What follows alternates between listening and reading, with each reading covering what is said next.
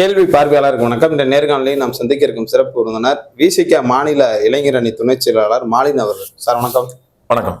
தமிழ்நாட்டு ஆளுநர் தொடர்ந்து 3 முறை சட்டப்பேரவை முதல் சட்டப்பேரவை புறக்கணிச்சிட்டு போயிருக்கார். தற்போது ஆளுநர்ன்றவரே தேவைதானா, பலதரப்பட்ட கருத்துக்கள் கூட கொண்டு இருக்கிறது. முதலமைச்சர் மு.க. ஸ்டாலின் அவர் கூட அடுத்த ஆண்டு முதல் சட்டப்பேரவை அந்த கூட்டத்தொடரில் ஆளுநர் உரையே இல்லாம நம்ம பண்ணணுன்ற மாதிரியான பல்வேறு கருத்துக்கள் கூட வச்சிருக்காரு. தொடர்ந்து நீங்க அம்பேத்கர் அவங்களுடைய அரசியலை பேசக்கூடிய கட்சியா இருக்கீங்க. அம்பேத்கர் அவங்களுடைய அரசியலமைப்பு சட்டத்திலே ஆளுநர்ன்ற ஒரு இது இருக்கணும்ன்ற மாதிரியான கருத்தெல்லாம் இருக்கிறது. இப்படி பாக்குறீங்க? ஜனவரி 21 விடுதலை சிறுத்தை கட்சி தலைவர் எழுச்சி தமிழர் அவர்கள் பொறுப்பேற்ற நாள்.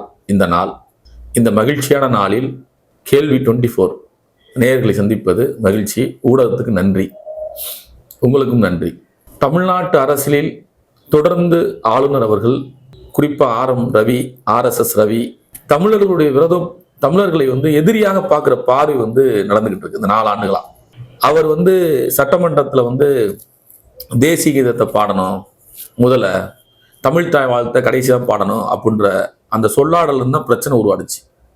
2வது ஒரு கவர்னர் என்ன அங்கீகார பதவினா ஒரு அலங்கார பதவி, அவ்வளோதான். அது ஒரு மரியாதைக்குரிய பதவி.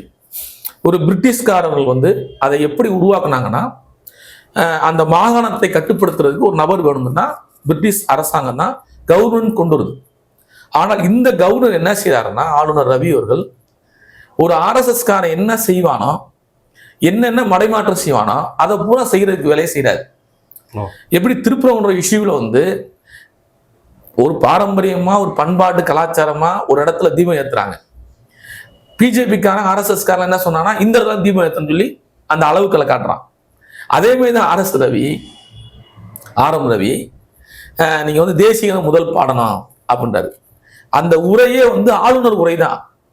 ஆளுநர் நன்றி சொல்ற உரை தான் சட்டமன்றத்தில் கூடுது. அப்ப உங்களுடைய சித்தாந்தத்தை, RSS சித்தாந்தத்தை ஒரு தமிழக சட்டமன்றத்தில் நீங்க திணிக்கிறது அது ஆபத்தான அரசியல். 2வது, தமிழ்நாடு சட்டமன்றத்துக்கே இது புதுசா இருக்கு. இதற்கு முன்னாடி ஜெயலலிதா அம்மையார் இருக்கும்போது, சென்னாரெட்டி கவர்னரா இருக்கும்போது, அந்த அம்மையார் சென்னாரெட்டியை எப்படிலாம் கொடுமைப்படுத்தினாங்கலாம் இருக்கு. இன்னைக்கு தமிழக முதலமைச்சர் அவர்கள் இதை ரொம்ப இலகுவா கையாளுறாரு. இந்த ரவியை, RSS ரவியை இலகுவா கையாளுறாரு. சகிப்புத்தன்மையோட கையாளுறாங்க திமுக அரசு. நம்ம அப்படியே பார்க்கணும். ஏன்னா சென்னாரெட்டியை அடிக்கிற அளவுக்கு நம்ம போனாங்க ஜெயலலிதா அவர்கள். ஆனா இன்னைக்கு நீங்க ஒரு சட்டமன்றத்துல மக்களால் தேர்ந்தெடுக்கப்பட்ட 234 சட்டமன்ற உறுப்பினர்கள் இருக்காங்க. அங்க அமைச்சர்களும் அவங்க தான், முதலமைச்சரும் மக்களால் தேர்ந்தெடுக்கப்பட்டவர் தான். இப்படி 234 சட்டமன்ற மக்களால் தேர்ந்தெடுக்கப்பட்டவர்கள், எதிர்கட்சி தலைவரும் அப்படியே தேர்ந்தெடுக்கப்பட்டவங்க. அந்த நபர்கள் மக்களால் தேர்ந்தெடுக்கப்பட்டவங்க. கவர்னர் மக்களால் தேர்ந்தெடுக்கப்பட்டதா? ஆளுநர் யாரால் தேர்ந்தெடுக்கப்பட்டவர்? மத்திய அரசு கொண்டு வந்த ஒரு நபர் தான், ஒரு போஸ்ட்மேன், அவ்வளவுதான். ஆளுநர் ஒரு போஸ்ட்மேன் பார்க்கணும். அவர் இங்க நிர்வாகம் பார்க்க கூடாது, இங்க அதிகாரம் பண்ணக்கூடாது.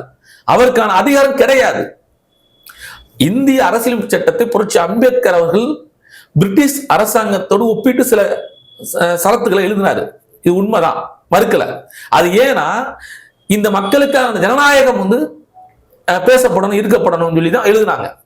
சில சரத்தை உள்வாங்கி எழுதினாங்க. ஆனால் ஆளுநர் நினைச்சிட்டாருன்னா, நாம அதிகாரம் பண்ணலாம், நாம சட்டமன்றத்துக்குள்ள என்ன செய்யலாம், பேசலாங்கிறது அது ஒரு ஆபத்தான அரசியல். இந்திய சட்டமன்றங்கள் இருக்குல்ல, இந்தியாவில் இருக்கிற மாநில சட்டமன்றங்கள் இருக்குல்ல, அதற்கு எடுத்துக்காட்டாக இருக்கிற சட்டமன்றம் தமிழ்நாடு சட்டமன்றம். தமிழ்நாடு சட்டமன்றத்தில் வரலாற்று சிறப்புமிக்க தீர்மானங்களை போட்டு நடைமுறைப்படுத்தி அதை இந்தியாவில் இருக்கிற அனைத்து மாநில சட்டமன்றங்களும் கொண்டு வந்த தீர்மானங்களா இருக்கு. இதெல்லாம் ஆளுநர் ரவிக்கு தெரியாது. ஏனென்றால் அவர் ஒரு RSS காரனா செயல்படுறாரு. நான் என்ன சொல்றேன்னா, நீங்க சட்டமன்றத்துல உங்களுடைய கருத்தை பேசணும்னா, நீங்க தமிழ்நாட்டில் பாஜகவுடைய வேட்பாளராக நின்று வெற்றி பெற்று சட்டமன்றத்துக்குள்ள போய் பேசுங்க, அது சரியா இருக்கும். இன்னைக்கு எடப்பாடி பழனிசாமி நேற்று பல குற்றச்சாட்டுகள் சொன்னார்ல, தமிழக முதலமைச்சர்கிட்ட ஒரு திமுக அரசின் மேல வச்சார்ல, அப்படி வைக்க தப்பு கிடையாது. ஒரு குற்றச்சாட்டை நீங்க என்ன சொல்லி வைக்கலாம். ஆனால் ஆளுநருக்கு அந்த அதிகாரம் கிடையாது. ஆளுநர் சபாநாயகர் என்ன அந்த உரையை தராரோ, தமிழக சட்டமன்றத்துல என்ன உரை கொடுக்குறாங்களோ அதை தான் பேசணும். இல்ல அவங்க என்ன சொல்றாங்களோ உங்க இஷ்டத்துக்கு நீங்க என்ன வேணா எழுதி கொடுப்பீங்க, அதெல்லாம் ஆளுநர் வாசிக்க முடியுமான்னு கேக்குறாங்க. எங்க அப்படி கிடையாது. பார்லிமெண்ட் இருக்குங்க, பாராளுமன்றம் இருக்கு, பாராளுமன்ற சபாநாயகர் இருக்காரு, ஜனாதிபதியே வராரு வச்சுக்கங்க. ஜனாதிபதி பாராளுமன்ற சபாநாயகர் என்ன உரையை கொடுக்குறாரோ அதான் ஜனாதிபதி படிக்கணும். இதுதான் மரபு, இதுதான் நடைமுறை, இதுதான் அரசியல் சட்டத்துல இருக்கு. நீங்க அதுக்கு மாறாக உங்களுடைய கருத்தை கொண்டு திணிக்க கூடாதுல. பார்லிமெண்ட்ல முடியுமா? பார்லிமெண்ட் செய்ய முடியுமா? செய்ய முடியாதுல. அதேதான் சட்டமன்றத்துக்கும். சபாநாயகர் என்ன உரையை கொடுக்குறாரோ, சட்டமன்றம் என்ன தீர்மானம் கொடுக்குதோ அதை தான் நீங்க படிக்கணும், பேசணும். ஏங்க ஒரு கட்சிங்க, தமிழக அரசியல்ல ஒரு கட்சி ஆள்றாங்க, திமுக ஆள்றாங்க. திமுக அவங்களுக்கு சாதகமான அவங்க என்ன சாதனை பண்ணாங்களோ, என்னென்ன மக்களுக்கு செஞ்சாங்களோ, நலத்திட்டங்கள் கொடுத்தாங்களோ அதை தான் அவங்க எழுதி படிப்பாங்க. இதுக்கு முன்னாடி ஜெயலலிதா என்ன பண்ணாங்க, எம்ஜிஆர் என்ன பண்ணாரு, எடப்பாடி என்ன பண்ணாரு, ஓபிஎஸ் என்ன பண்ணாருன்னு இருக்குல்ல. அதிமுக 4 பேர் முதலமைச்சர் இருக்காங்கல்ல. இந்த 4 முதலமைச்சரும் இவங்க கொண்டு வந்த தீர்மானங்கள், இவங்க கொண்ட நலத்திட்ட இதெல்லாம் இருக்குல்ல, இதெல்லாம் ஆளுநர் படிச்சிருக்காங்க இதுக்கு முன்னாடி இருந்தவங்க. இந்த நடைமுறையை மாத்துறாங்க. முதலமைச்சர் அவர்கள் மாத்தல நடைமுறையை. இது நடைமுறையா இருக்கு. புதுசா எதுவும் சொல்லல முதலமைச்சர். தமிழக முதலமைச்சர் ஸ்டாலின் அவர்கள் புதுசா எதுவுமே சொல்லல. அவ புதுசா சொல்லாத ஒரு விஷயத்த நீங்க உங்க கருத்தை திணிக்கிறது ஆபத்தான, இதுதான் இது ஆபத்தான சித்தாந்தம். RSS அரசியலை, பாஜகவுடைய கோட்பாடை நீங்க கொண்டு சட்டமன்றம் திணிக்கிறது எவ்வளவு பெரிய ஆபத்து. இல்ல இது RSS ஒப்பிர சரியா இருக்குமா? ஆளுநர் படிக்கல ஒரு வார்டு போறாங்க. அந்த RSS ரவி அவர்கள் என்ன பேசிட்டு இருக்காரு போராட்டங்கள் பூரா?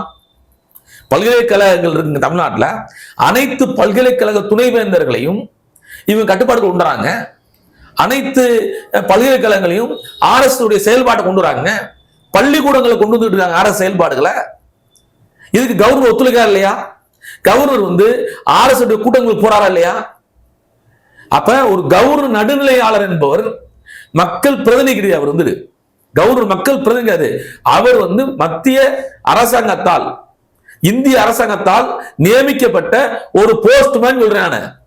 அவர் போஸ்ட்மேன் பார்க்கணும், புரியுதுங்களா? அவர் போஸ்ட்மேன்களை விட்டுட்டு அவர் அதிகார மக்களால் தேர்ந்தெடுக்கப்பட்ட ஒரு அரசின் அதிகாரத்தை அச்சப்படைக்க கூடாது, அச்சுறுத்த கூடாது. இதுதான் ஆபத்துங்கிறோம். தொடர்ந்து பாஜக இது மாதிரியான ஒரு மோதல் போக்க கொண்டு வரது ஆளுநரை வச்சு தமிழ்நாட்டுல ஒரு காய்நேரத்தை பாக்குறாங்க. ஆமா, ஏன்னா நேற்று கேரளால இந்த பிரச்சனை உருவாயிருக்கு. நேற்று கேரளா சட்டமன்றத்திலையும் இந்த பிரச்சனை உருவான பினராயி விஜயன் நேரடியா ஆளுநரை குற்றச்சாட்டு பண்ணி எடுத்து பேசியிருக்காங்க. இவங்க பிற கட்சிகள் ஆளுகின்ற பாஜகவில் எதிர் நிலையில் இருக்கிற எதிர்கட்சிகள் ஆளுகின்ற மாநிலங்கள்ல மிக ஆபத்தான அரசியலை பேசிக்கிட்டு இருக்காங்க கவர்னர் வச்சு. ஏன்னா அவங்க நோக்கம் என்னன்னா கவர்னர் வச்சு நகட்டுவோம். இது என்னன்னா ரவி அவர்கள் திமுக ஒரு பெரிய விளம்பரத்தை கொண்டு கொடுத்துட்டாரு.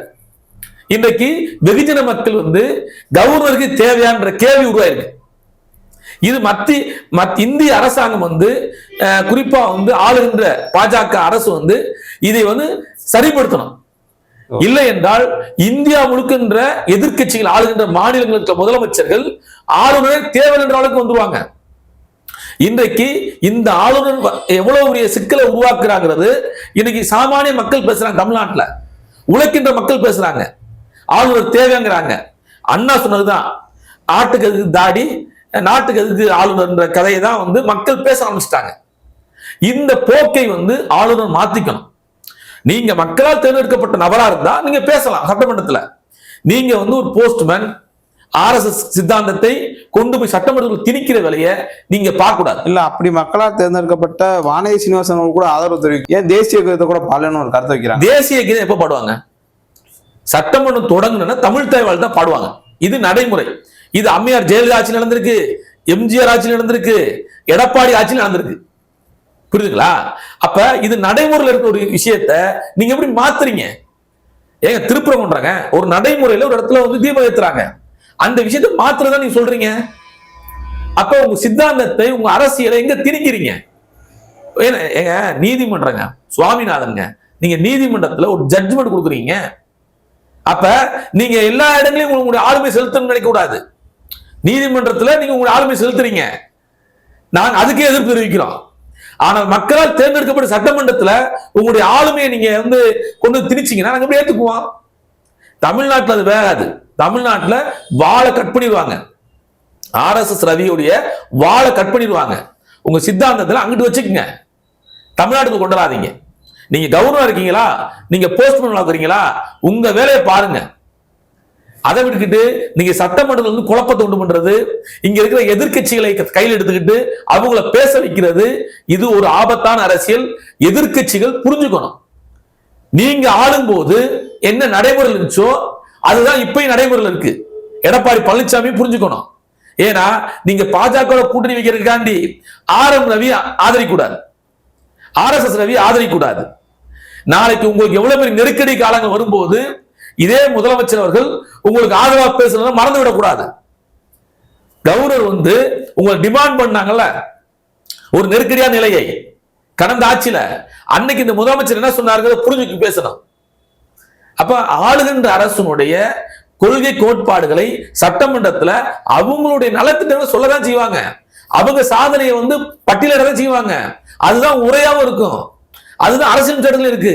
அப்படி ஆளுநருக்கு பிடிக்கலன்னா நீங்க உங்க வீட்டுக்கு போயிட்டு ஆளுநர் மாளிகைக்கு போயிட்டு ஒரு கடிதம் எழுதி இதெல்லாம் குறைகளா இருக்கு அப்புறம் நீங்க ஒரு கடிதம் கொடுங்க, முதலமைச்சருக்கோ இல்ல தலைமைச் செயலாளருக்கு கடிதம் கொடுங்க. அதை விட்டுட்டு நான் சொல்ற நீ கேட்கறதுல, நீ சொல்ற கேட்கறதுக்கு இது வந்து வடமாநிலம் கிடையாது, இது தமிழ்நாடு. ரவி RSS ரவி புரிஞ்சுக்கணும், இது தமிழ்நாடு. அதனால உங்களுடைய போக்கை மாற்றிக்கொள்ள வேண்டும் என்பதுதான் விடுதலை சிறுத்தைகளின் கோரிக்கை. ஓகே சார், பல்வேறு கருத்துக்கள் வைங்க. மிக்க நன்றி. நன்றி நன்றி நன்றி.